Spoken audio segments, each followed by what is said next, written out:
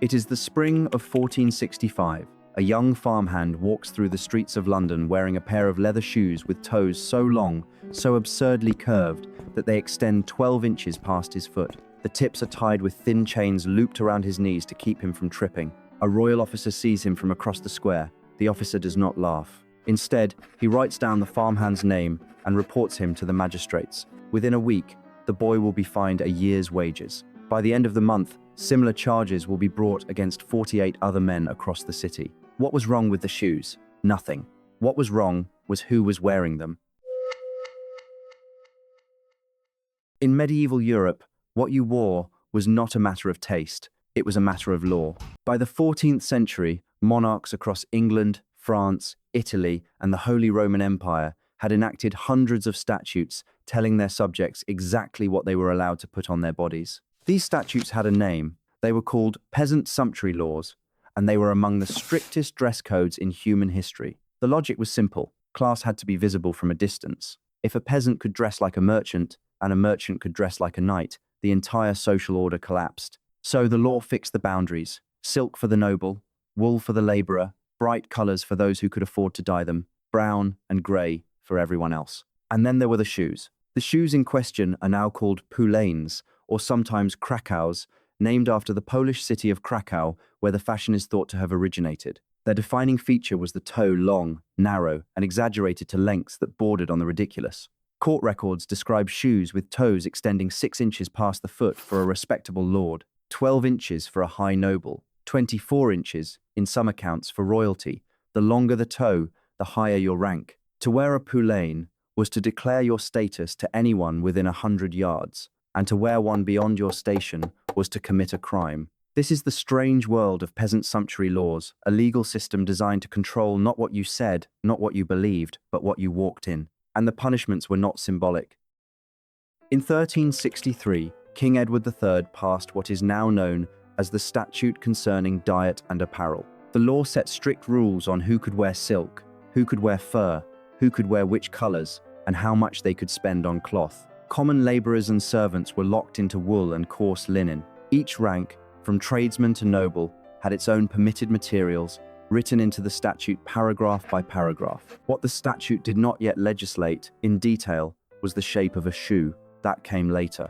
A full century later, in 1463, King Edward IV passed a sharper, more specific apparel statute. This one banned anyone below the rank of lord from wearing shoes with toes longer than 2 inches. 2 years after that, in 1465, an even harsher version followed, extending the ban to all ranks beneath royalty. Anyone violating these statutes faced fines that could equal a full year of income for a working family. Repeat offenders, according to some regional records, had their shoes publicly confiscated and the offending toes shortened on the spot, in front of the magistrate. The poulaines themselves were impractical to the point of absurdity. To hold their shape, the longest versions had to be reinforced with whalebone, packed with moss, or stuffed with horsehair. Wearers struggled to climb stairs, mount horses, kneel in church, or even walk through narrow doorways without catching their toes on something.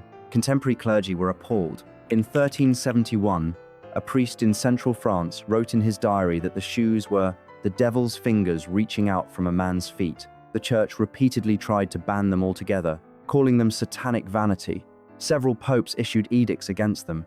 None of the edicts worked. What is striking is that the people most determined to wear them were not the nobility. The nobility could afford to lose interest the moment something became too widespread. Pushing back hardest against the laws were the rising middle-class, wealthy merchants, prosperous farmers, urban tradesmen, men who had the money to buy the shoes but not the legal right to wear them. And this is the part of the story most people miss. The peasant sumptuary laws were not really about fashion at all. They were about something much more fragile and much harder to enforce. But to understand what they were really protecting, you have to look at what happened when the laws failed.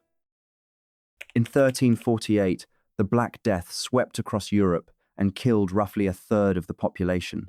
The labor shortage that followed transformed the medieval economy almost overnight. Surviving peasants could suddenly demand higher wages. Servants left their masters for better offers. Tradesmen accumulated wealth previous generations would never have imagined. For the first time in centuries, the line between commoner and gentleman started to blur. This is the moment the sumptuary laws were really written for, not to enforce taste, to slow down the rise of a new class that could finally afford to dress like its betters. Across Europe, the statutes multiplied. England added new clauses every decade.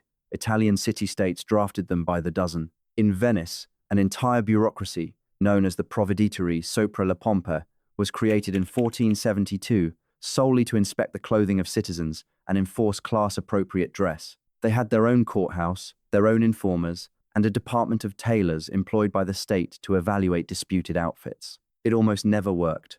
Court records from the period are full of fines paid, ignored, and paid again. Wealthy merchants treated the fines as a tax the annual cost of dressing the way they wanted. One Florentine wool merchant, fined 4 times in a single year for forbidden sleeves, simply absorbed the cost into his ledger and kept wearing them. By the 1500s, most of these laws had been quietly abandoned, not because they were repealed, but because they had become impossible to enforce. And yet the impulse behind them never went away. Look at the modern world. Schools enforce dress codes. Corporations require formal attire. Airlines reserve first-class seating with separate boarding lanes. Luxury brands raise their prices specifically to keep their products out of reach. The mechanism has changed. The motivation has not. When you see a stranger today and instantly calculate their economic position from their watch, their shoes, or the logo on their bag, you are doing exactly what the medieval magistrate did. The law of clothing still operates, except now it enforces itself.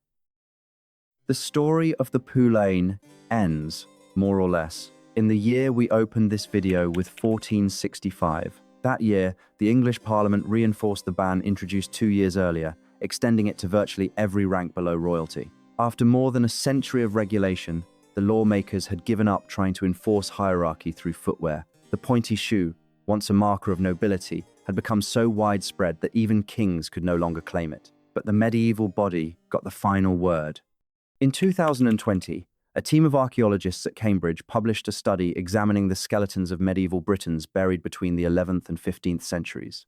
They found something striking. Skeletons from the 14th and 15th centuries had a dramatically higher rate of bunions, painful bony deformities on the side of the big toe than skeletons from before the trend or after it. Even more telling, the bunions appeared in the bones of the wealthy and the clergy more often than in the bones of the rural poor. The same people who had fought hardest to keep poulaines exclusive to themselves had paid for it with their feet. Many developed not only bunions, but also fractures of the lower leg, the result of falls caused by their own shoes. Centuries of effort to make fashion-enforced hierarchy had ended in the same place. All such efforts tend to end. The rich had won the right to look different from the poor, and in winning that right, they had crippled themselves. That is the strange legacy of Peasant Sumptuary Laws, a 1,000-year war fought over the length of a shoe.